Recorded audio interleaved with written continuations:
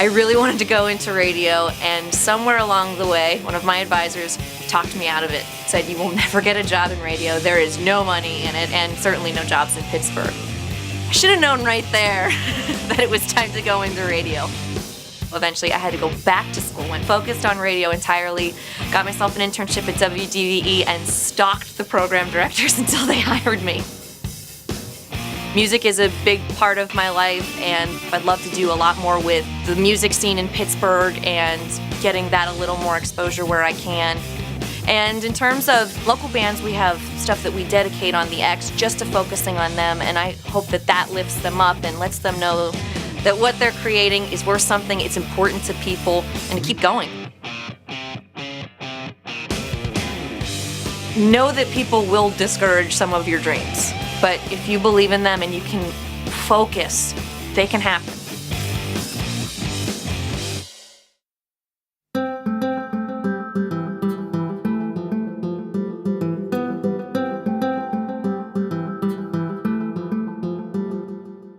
I studied literature and marine biology, which tells you that anybody can be an entrepreneur. And I started in music, and we started our own record label, and then wanted to distribute music through technology. And so we started a technology company because no one would really pay us for our music.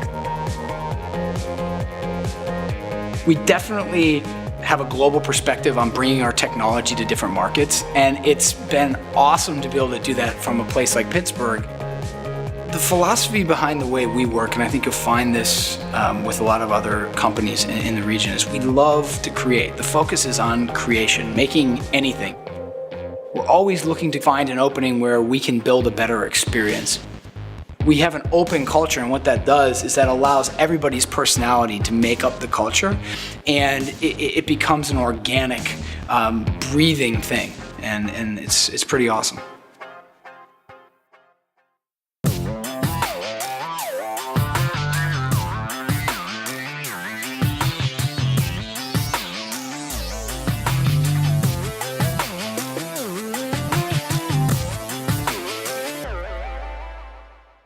ModCloth is an online-only retailer of vintage-inspired apparel and decor.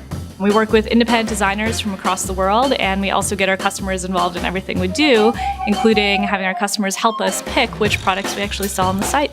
I actually started running the business out of my dorm room, so I was literally shipping products and answering customer care calls on my cell phone when I was a student at Carnegie Mellon.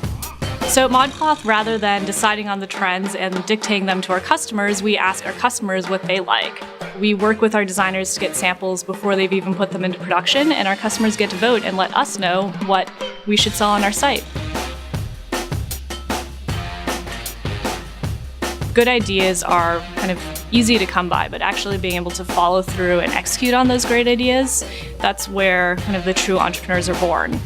You have to really build an amazing team of people around you who can help you and can not just help fulfill your vision, but help add to your vision and shape your vision. And that's something that we were able to do here in Pittsburgh.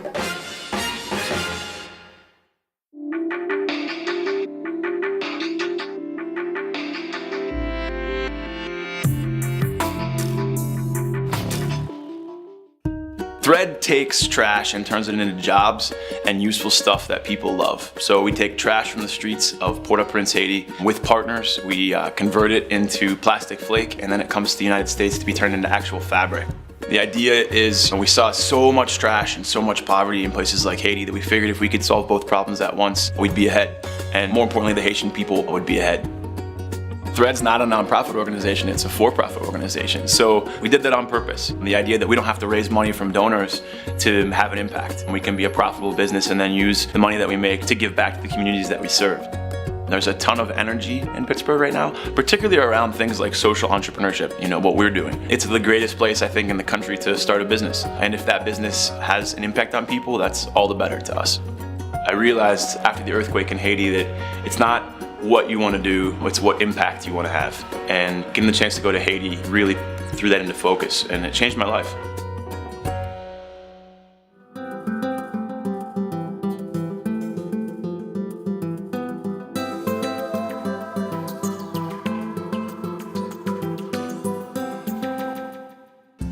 Conflict Kitchen is a takeout window that only serves food from countries that the United States government is in conflict with.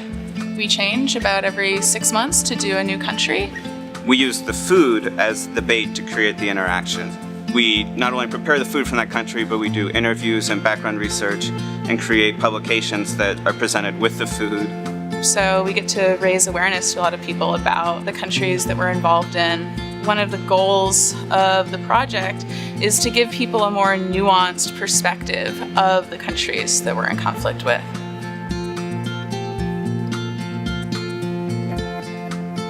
I'm always interested in how art can sort of cross genres, and at Conflict Kitchen it crosses this art boundary into this political genre.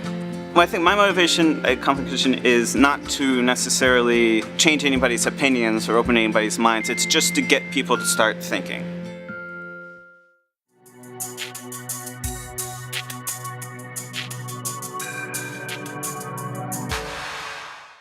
Youth policy in the city of Pittsburgh is ages 0 to 35, so we work a lot with young professionals and college students, as well as the Mayor's Youth Council.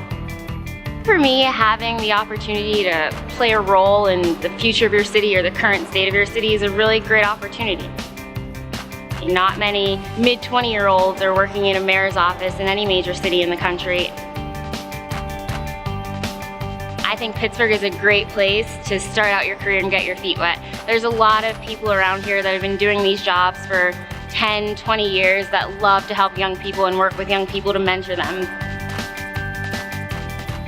They realize that they're the next generation, they are the next leaders. So if you can train those leaders while they're young and fresh out of college,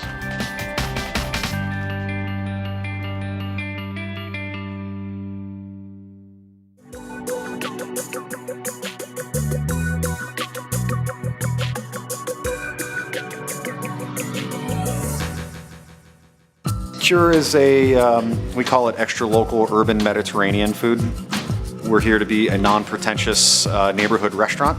We buy almost all of our food locally, and we focus on very classic old school cooking techniques, most of which is derived from whole pigs. Our menu is very much a reflection of the farms in Western Pennsylvania, what's available to us.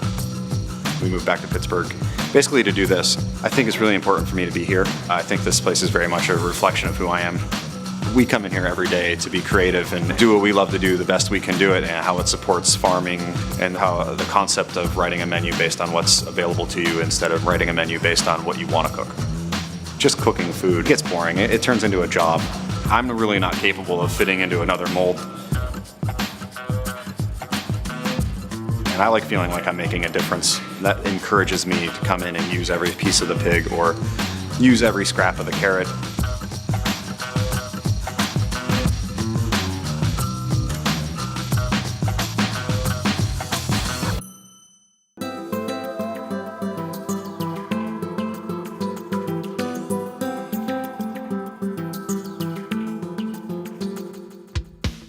I'm a professional bicycle advocate as a career, and Bike Pittsburgh is now a 6 full-time person, $500,000 organization working to transform our communities and our streets into livable, healthy, vibrant places where everyone can safely bike and walk.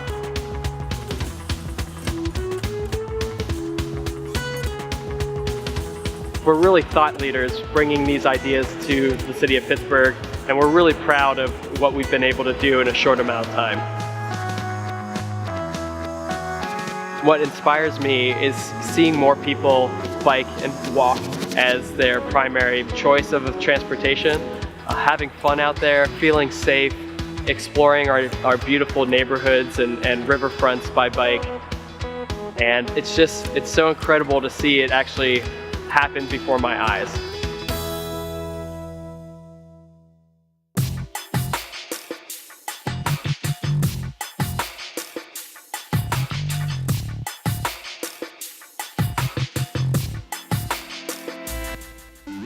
Deep Local is pretty unique in our space. Because we started as an art group, we really have this interdisciplinary approach to how we get things done.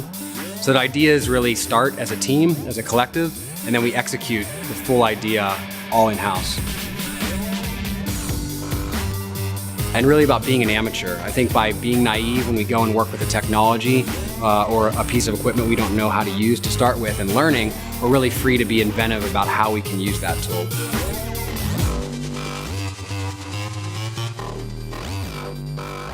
Everyone very much is involved in doing things and making things real and physical. That's the history of the city. We don't find that in many other locations.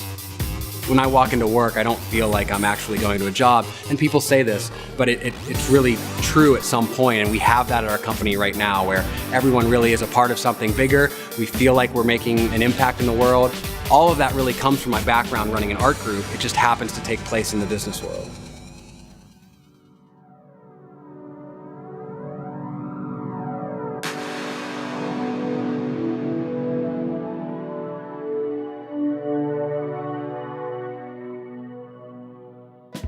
In my own life, I am more of a project-based learner, and there's opportunities everywhere. And how I got to be where I am today is through studying architecture and through doing different research projects. I went down, and I'm still going down this path of how we learn from our environments and how our environments learn from us. And through that has been born Assemble, a community space for arts and technology. Building community through learning instead of just in your typical school environment. Pittsburgh is awesome, and it's a great place to start things. I hope to create a safe haven for people like me so that they can continue to be weirdos and keep thinking out of the box and even beyond the box and change the world around them.